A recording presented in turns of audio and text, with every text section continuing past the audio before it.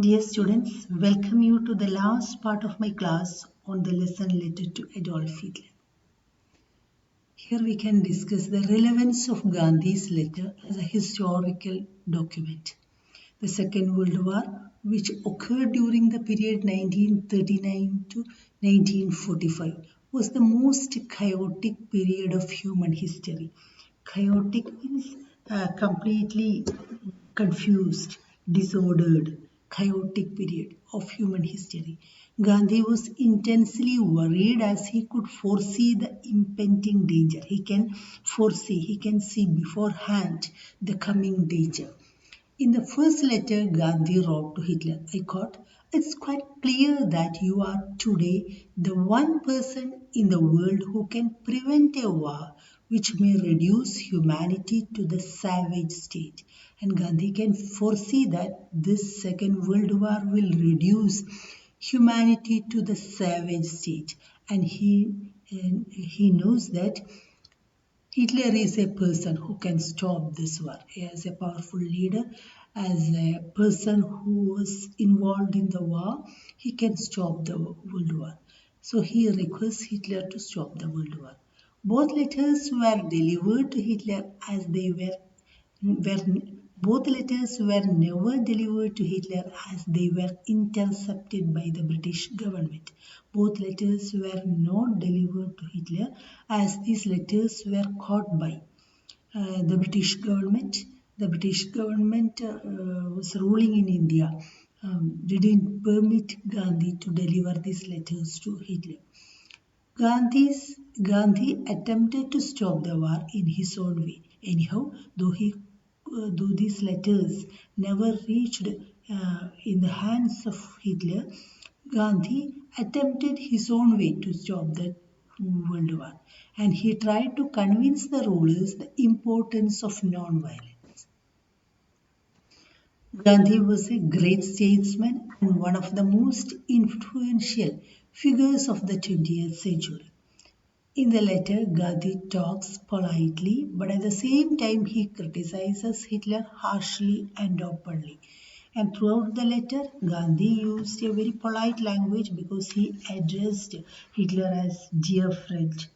Uh, and uh, and also he writes like this, I quote, "I hope you will have the time and desire to know how a good portion of humanity who view living under the influence of that doctrine of universal friendship view your action. We have no doubt about your bravery or devotion to your fatherland." And he uses such polite language, but at the same time, very harsh and open criticism is leveled against Hitler throughout the letter. He condemns Hitler's acts of violence. And also Gandhi writes, Hitler is not leaving any good legacy for German people. They cannot take pride in a recital of cruel deeds of Hitler, skillfully planned recital of cruel deeds of Hitler. And also he writes, I quote, "You are leaving no legacy to your people of which they would feel proud." Gandhi boldly points out that many of Hitler's acts are monstrous and unbecoming of human dignity. Hitler has degraded humanity by attacking the countries like Czechoslovakia, Poland, and Denmark. Thus, Gandhi writes very openly and raises a very severe criticism against Hitler.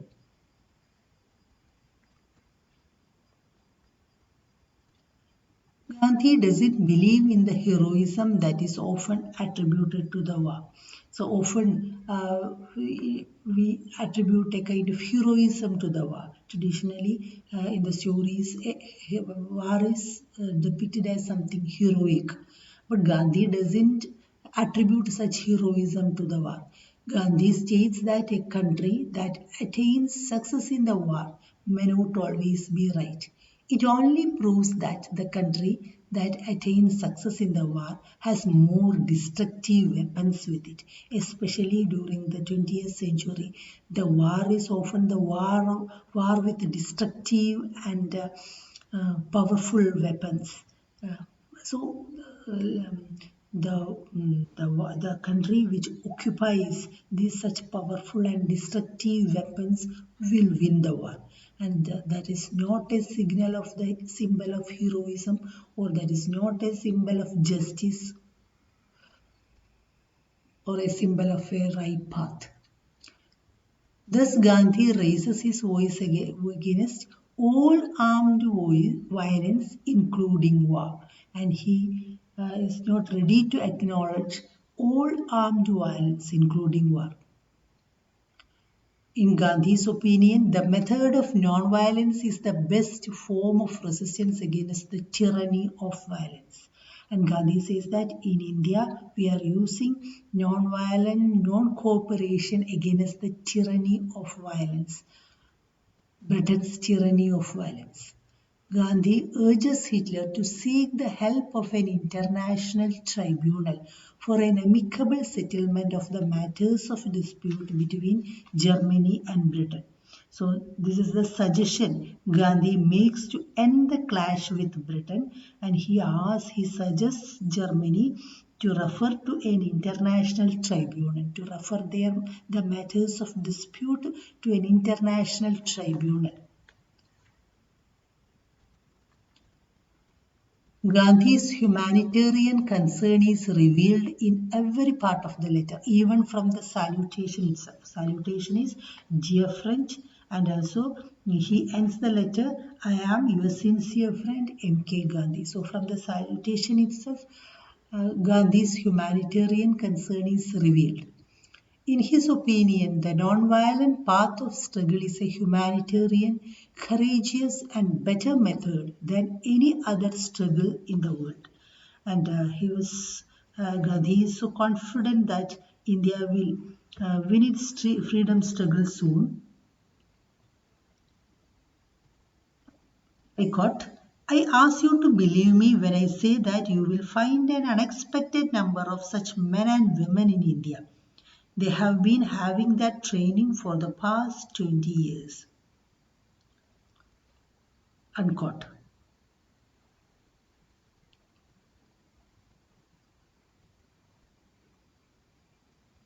In his opinion, the non-violent path of struggle is a humanitarian, courageous and better method than any other struggle in the world.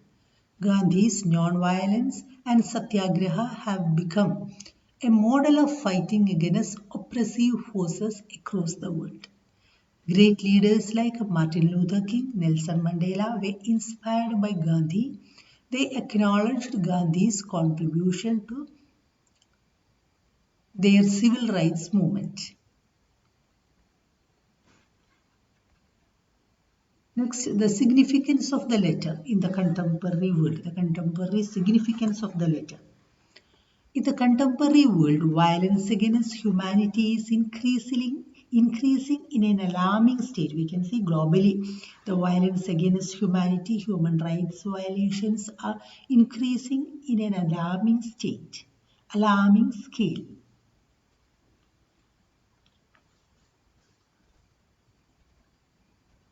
The mistrust between nations and communities are growing and often led to war or communal riots. Globally, the mistrust between nations and mistrust between communities often led to war or often led to a very tensed situation or communal riots in various parts of the world. War may occur at any time. Hostile relationship between nations often create a very tensed condition nowadays. A war may occur at any time. Peace and harmony rarely exist. Internal feuds also often lead to bloodshed and violence in many countries. So, in this present condition, this letter as a symbol of peace carries much significance. Nations and their leaders are increasingly intolerant. and so many fascist leaders like Hitler. We can see such fascism is gaining strength, and fascist leaders like Hitler are gaining popularity in the present contemporary society. Nations and their leaders are increasingly intolerant. The latter is a piece of narrative against violence. Letter of Gandhi is a piece of narrative against violence.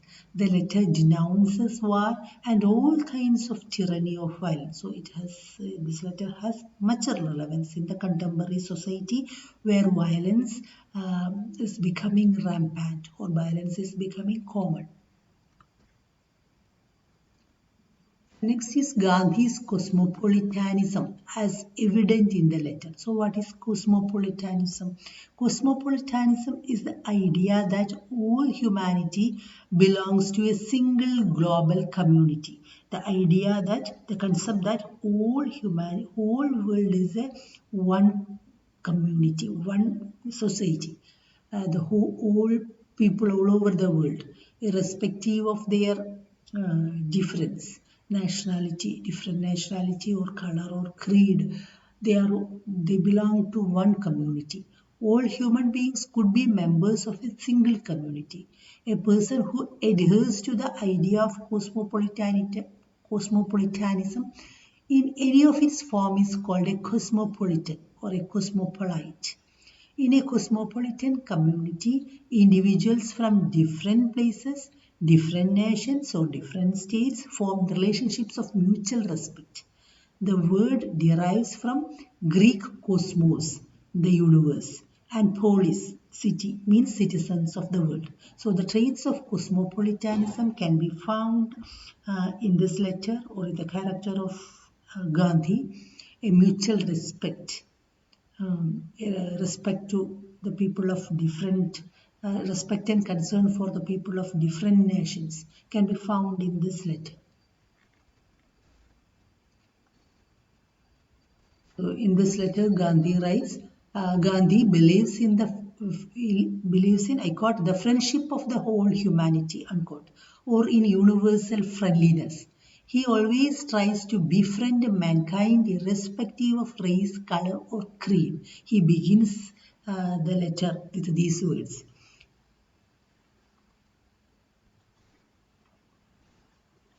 I quote, my business in life has been for the past 33 years to enlist the friendship of the whole of humanity by befriending mankind irrespective of race, color, or creed.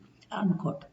He mainly accuses Hitler for degrading humanity and violating human dignity. So Gandhi here is arguing for or trying to protect humanity and human dignity of all human beings, not only the dignity of the people of his country or Indians or he's not arguing or writing for India, for his country, but for the whole world. And also he laments over the plight of other countries. He laments over the humiliation of Czechoslovakia, the rape of Poland, and the swallowing of Denmark, unquote, by the Nazi Germany. Gandhi he expresses his apprehensions on the atrocities being committed by British imperialism and Nazism against millions of people. Here, Gandhi is not lamenting or expressing his protest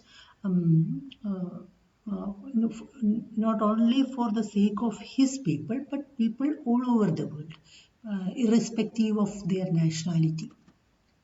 Thus, Gandhi has raised his voice not only for Indians but also for many oppressive masses all over the world. He raises his voice for the non-European races of the world suppressed by the British imperialism, which is described by Gandhi in this letter as the most organized violence in the world. And Gandhi raises his voice for the millions of Europeans who were yearning for peace during the time of the Second World War. So here we can understand Gandhi is not writing this letter for the sake of Indians.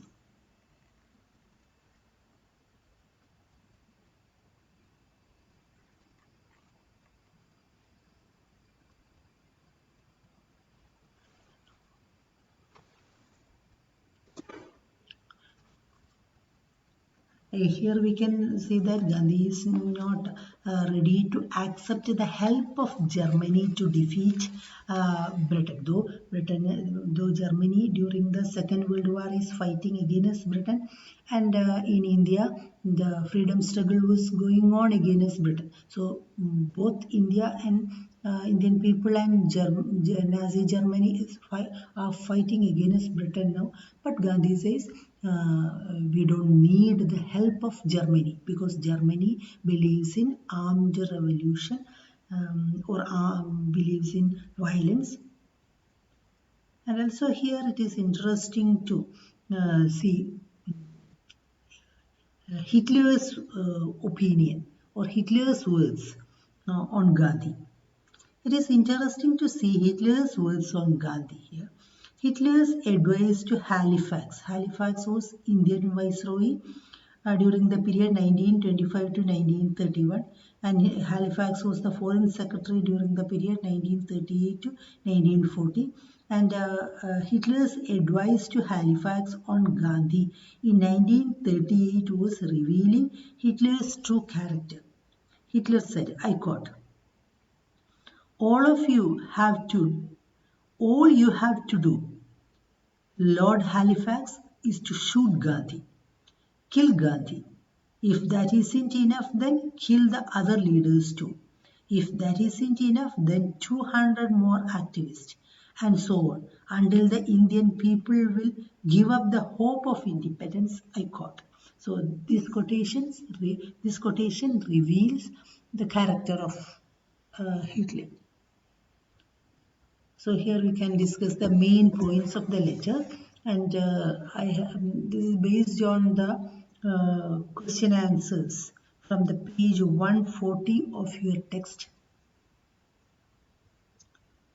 Why does Gandhi address Hitler as a friend? Gandhi addresses Hitler as a friend because Gandhi believes in the doctrine of universal friendship.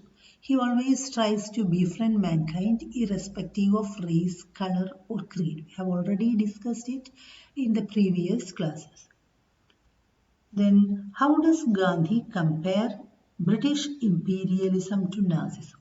British imperialism and Nazism were equally cruel and degrading humanity. The difference between them was only in degree. 1/5 of the human race had been under the control of Britain.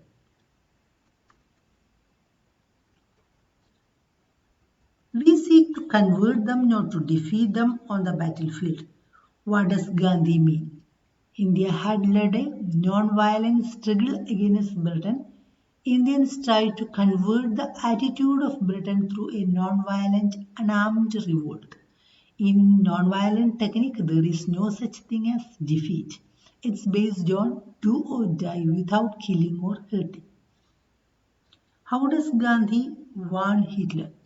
Gandhi warned Hitler that in future some other country might attain more destructive weapons and use them against Hitler and would defeat Hitler. Ours is a unique position. Explain. Gandhi said that Indians faced a unique position because India had been waging an unarmed revolt against Britain. Indian freedom struggle was based on non-violent non-cooperation.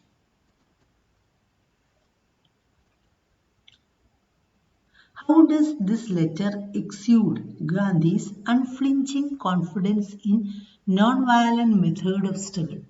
Gandhi's letter exudes Gandhi's unflinching means very strong, unflinching confidence in non-violent method of struggle. Gandhi strongly believes that non-violent struggle will soon put an end to the British rule in India. Non-violent non-cooperation as a method in its nature indefensible. Now a large number of people in India are prepared to lay down their lives for their country. How does the non-violent strategy view defeat? We have already discussed that point. In non-violent technique, there is no such thing as defeat. It's based on do or die without killing or hurting. Money or destructive weapons are not needed for a struggle based on non-violent technique.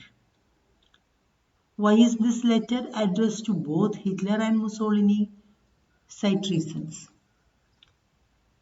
The letter was addressed to both Hitler and Mussolini because Italy allied to Germany during the Second World War. Germany and Italy were two powerful nations fighting for Axis alliance. They were fighting against Britain and other opponents during the Second World War.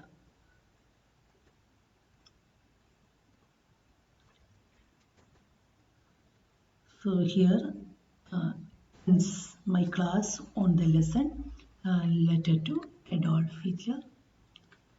Thank you.